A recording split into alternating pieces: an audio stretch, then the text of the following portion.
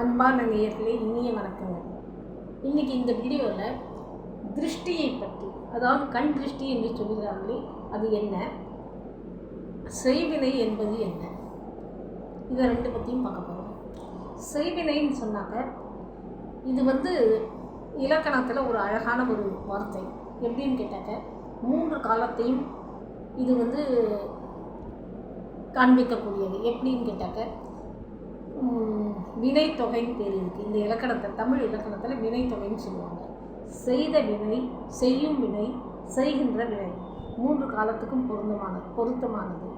அப்போது பிராரப்த கர்மாவில் என்ன பண்ணியிருக்கோமோ, இப்போ என்ன சஞ்சித் கர்மாவில் என்ன பண்ணுறோமோ, ஃப்யூச்சரில் என்ன பண்ண போகிறோமோ, இது எல்லாத்துக்குமே சேர்ந்து இறைவன் ஒரு கணக்கு போட்டுகிட்டே இருப்பார், பாவக்கணக்கு.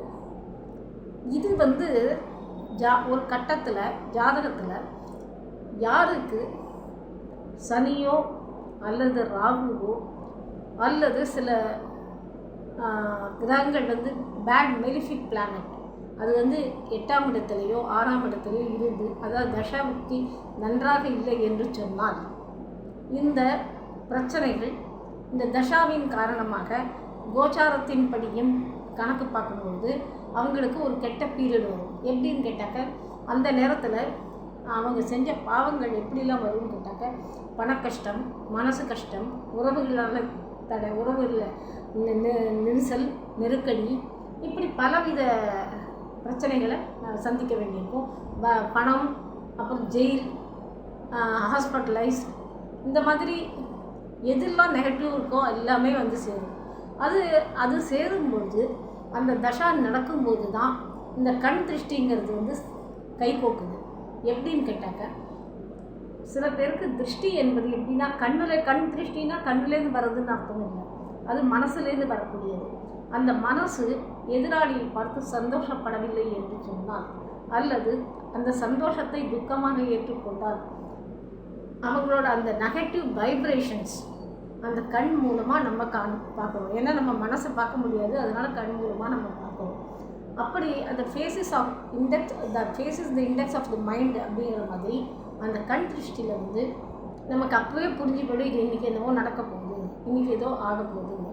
அப்போது அதனால மட்டும் நடக்குதா, இல்லை இந்த செய்த வினைகளால் நடக்குதா அப்படின்னு பார்த்தாக்க, கர்மாவால் நடக்குதான்னு பார்த்தாக்க, ரெண்டும் சேரும்போது அதோட பலம் அதிகமாக இருக்கும். அதனால தான் 7 நாட்டு சனி, அஷ்டம சனி, அர்த்தாஷ்டம சனி, இந்த சனியெலாம் வரும்பொழுது சொல்லுவாங்க, இதெல்லாம் விடும்போது தான் நல்லது நடக்குங்க. ஆனாலும் கூட, விட்டாலும் கூட கொஞ்ச நாளைக்கு அந்த கஷ்டங்கள் இருந்துட்டு தான் இருக்கும்.